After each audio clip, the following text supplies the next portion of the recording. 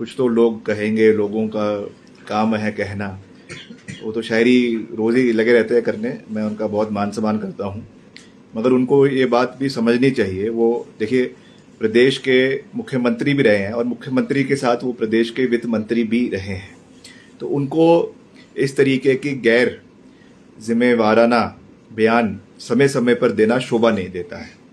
मैंने पहले भी कहा, मैं व्यक्तिगत रूप से उनका बहुत मान सम्मान करता हूं, मगर उनको पता होना चाहिए कि समय के साथ चरणबद्ध तरीके से सारी पेमेंट्स ठेकेदारों की, चाहे वो ए क्लास है, चाहे बी क्लास है, चाहे सी क्लास है, चाहे डी क्लास है, चाहे वो सेंट्रल स्पॉन्सर्ड स्कीम्स है, चाहे वो नाबार्ड की स्कीम्स है, चाहे वो सीआरएफ की स्कीम्स है, चाहे वो प्रदेश बजट की स्कीम्स है, हर तरीके के कार्यों का जो है अनुदान डिपार्टमेंट द्वारा किया जा रहा है।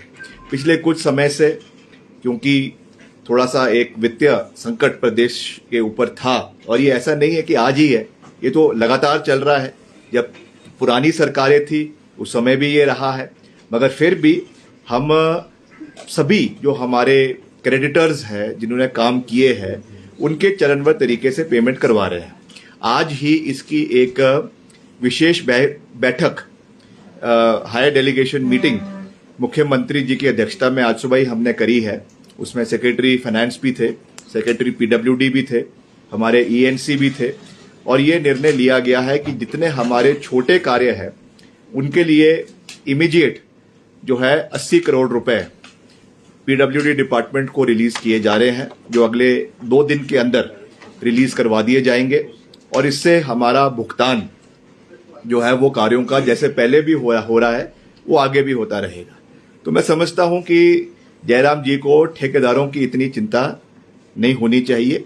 चिंता करनी चाहिए तो प्रदेश के लोगों की करनी चाहिए। ठीक है, ठेकेदार भी एक बहुत महत्वपूर्ण कड़ी जो है वो निभाते हैं, काम करते हैं, मगर चरणबद्ध तरीके से सब कार्यों का भुगतान किया जा रहा है।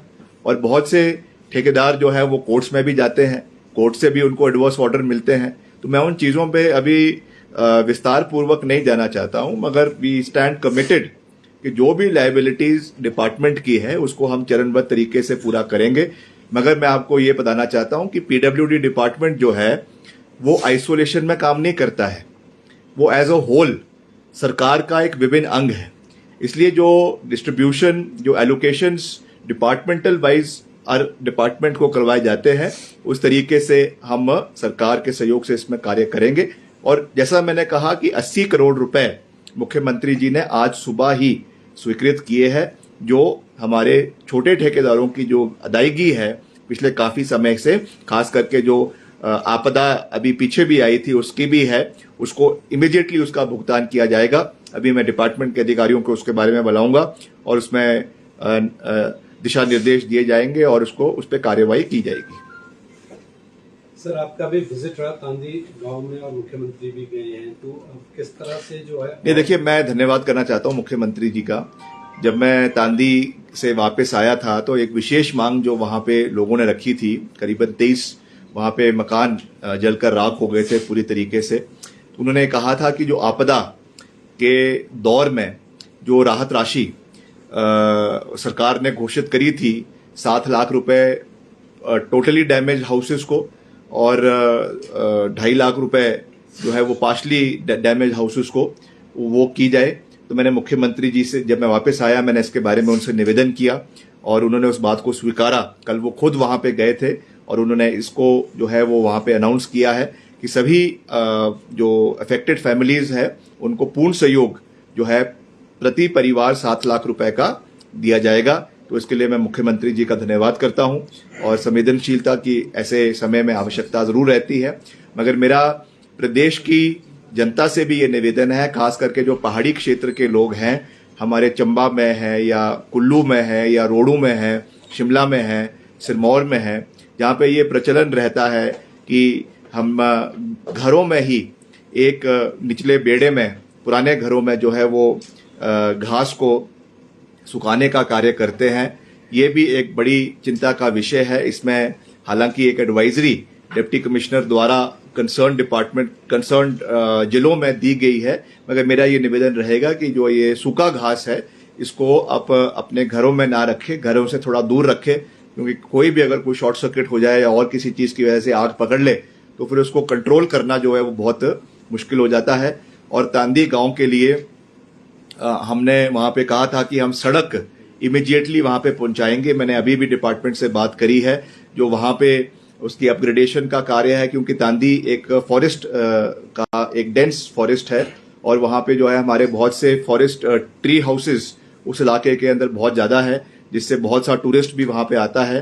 तो अच्छी कनेक्टिविटी इलाके के अंदर हो, इसके लिए हम उसको कार्य शुरू कर रहे हैं। मैंने डिपार्टमेंट को कहा है कि जो हमारा PMJSY 4 अभी शुरू होने जा रहा है, उसके अंतर्गत इस सड़क को, आपकी तांदी सड़क को भी डाला जाएगा, ताकि वहां पे ऑल वेदर कनेक्टिविटी साल के 12 महीने वहां पे लोगों को उपलब्ध रहे, टूरिज्म इलाके के अंदर बढ़े। ये मैं जो है वो कहना चाहता हूँ। सर, लगातार इलेक्शन मोड में हैं सभी सरकारें। दिल्ली में भी चुनाव हैं, हरियाणा के बाद दिल्ली और महाराष्ट्र के बाद। तो जिस तरह से सभी राजनीतिक दल फ्रीबीज के जो घोषणाएं करते हैं, लोगों के सेंटिमेंट्स के साथ खिलवाड़ होता है, तो उसको लेकर खड़गे जी ने भी कहा था कि ये नहीं होना चाहिए। तो आपकी व्यक्तिगत राय?